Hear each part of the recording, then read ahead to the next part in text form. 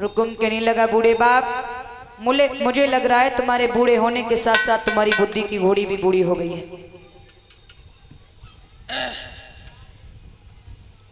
मुझे लगता है तुम्हारे बूढ़े होने के साथ साथ तुम्हारी बुद्धि की घोड़ी बूढ़ी हो गई।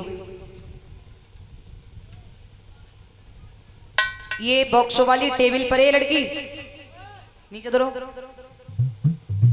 दूर हटो इससे। महाराज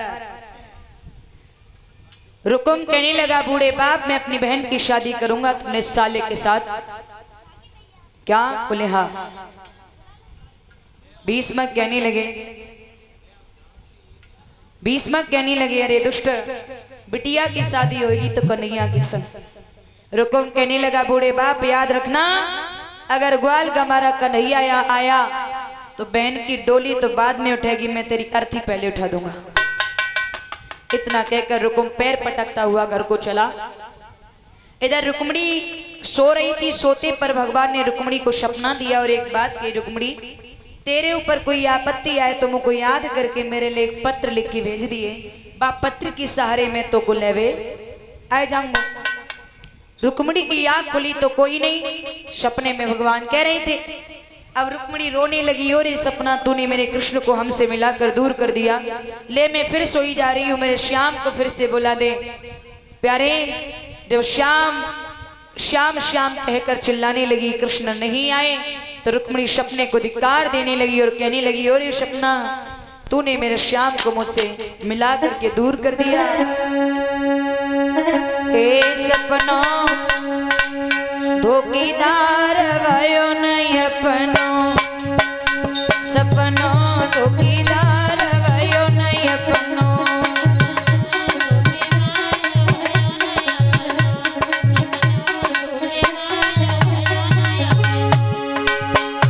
सपनो धोखीदार भयो नहीं अपनो, सपनो धोखेदार भयो नहीं अपनो।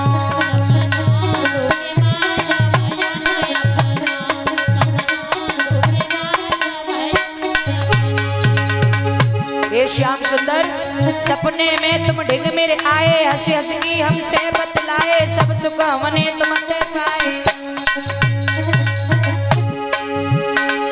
सपने में तुम ढिग मेरे आए, हंसी हंसी की हमसे बतलाए, सब सुख हमने तुमसे पाए।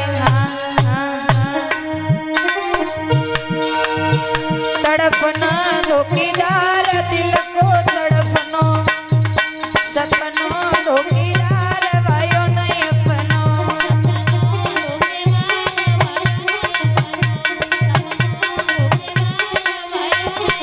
ए सपनो धोखीदार भयो नहीं अपनो, सपनो धोखीदार भयो नहीं अपनो।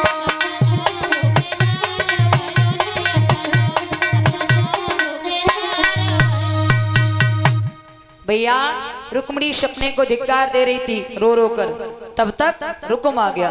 भैया को आते देखा, एकदम आंसू पहुंच लिए। रुकुम ने देख लिया, रुकुम कहने लगा रुक्मणी रो रही है?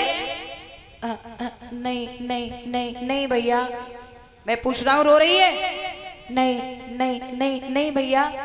मैं पूछ रहा हूँ रो रही है? हाँ हाँ भैया। क्यों क्यों रो रही है? भैया मैं अपना विवाह द्वारकाधीश कन्हैया के साथ करूंगी भैया। रुकुम कहने लगा, ओरी पगली, जिसने बन बन में गाय चराई, लूट लूट कर माखन खाया, सखियों के साथ नृत्य करता रहा, उसके साथ तेरी शादी कभी नहीं। और सुन, उसके अंदर सारे अवगुण भरे हुए हैं, गुड़ नाम की चीज नहीं है। हाँ एक गुड़ जरूर है जो मधुर मधुर वंशी बजा लेता है, इसके अलावा कुछ नहीं है। क्या बोले? हाँ बहना, हम तेरी शादी पर साले के संग कर दें सुषपाल के साथ तो कैसी रहेगी?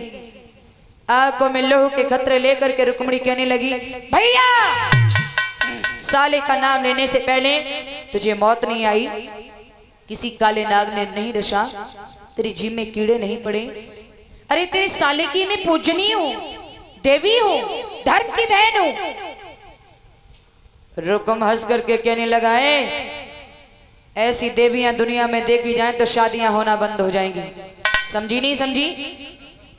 बहुत पैसे वाला है मेरा साला शिषपाल, उसके साथ तेरी शादी होगी।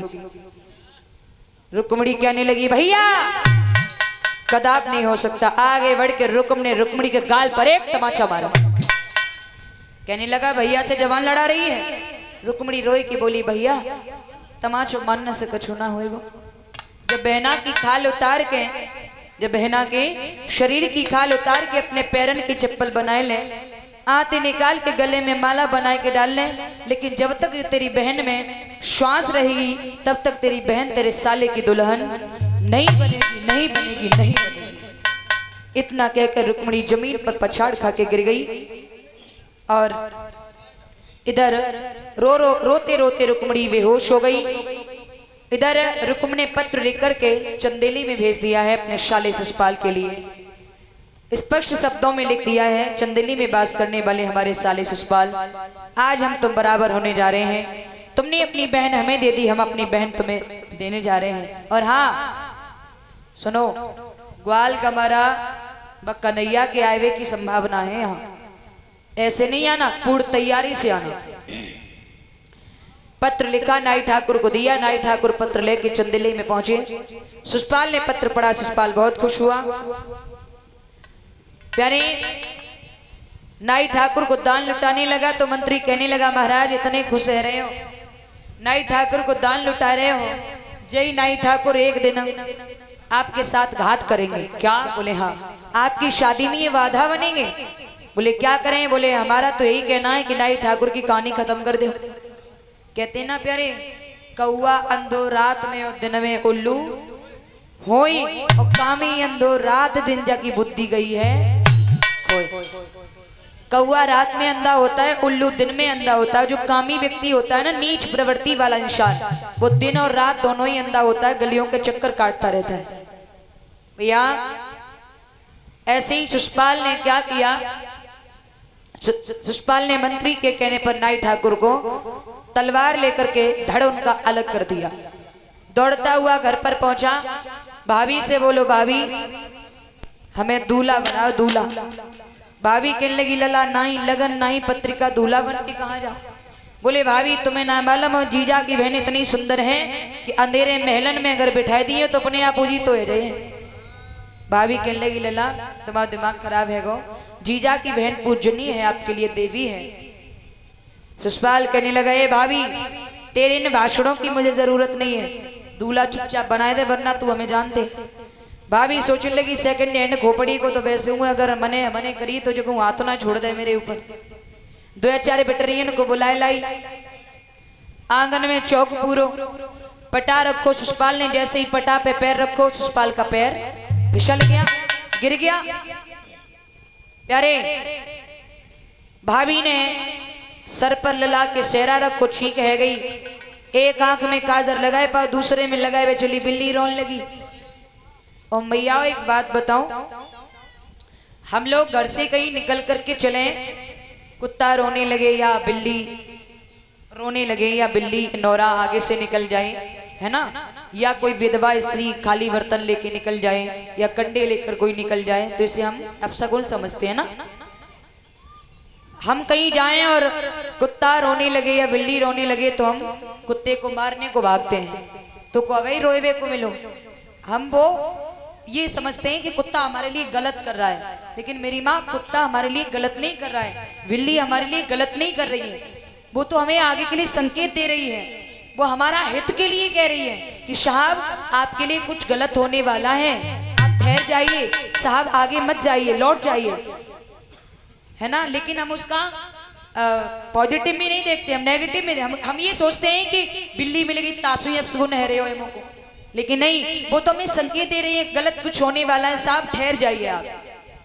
प्यारे इतने अशगुन भेजा शिषपाल को, लेकिन जब शिषपाल ने एक अशगुन पर ध्यान ना दो।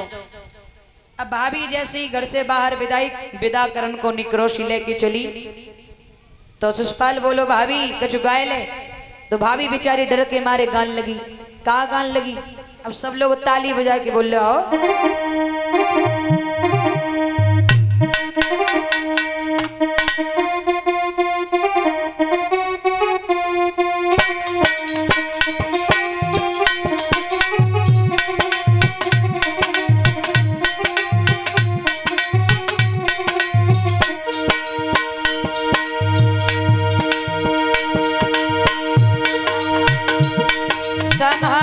ससुराल जइयो प्यारे दिवरवा संभाली ससुराल जइयो प्यारे दिवरवा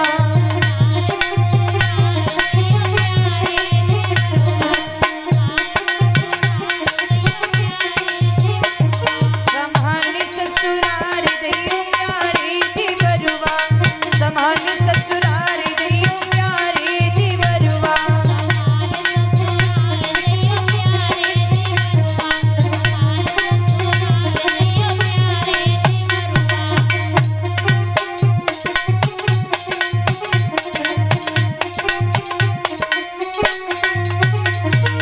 तुम्हारी ससुराल की टेढ़ी मेढ़ी गलियां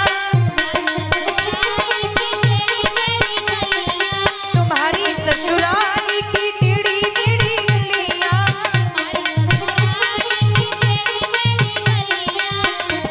भटकी मती रहियो मेरे प्यारे दिवरवा भटकी मती रहियो मेरे प्यारे दिवरवा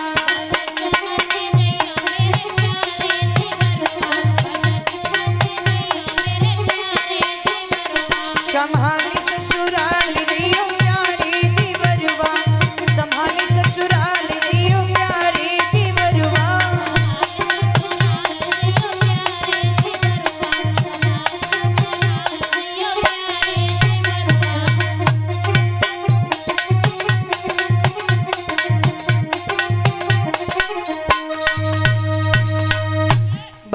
भाभी गान लगी प्यारे विदाई करी तो का देखो सामने से एक बड़ी बूढ़ी अम्मा चली आ रही है एक हाथ में लठिया टेके चली आ रही सुषपाल ने देखो और सुषपाल को आवत देखो तो सुषपाल के लोगों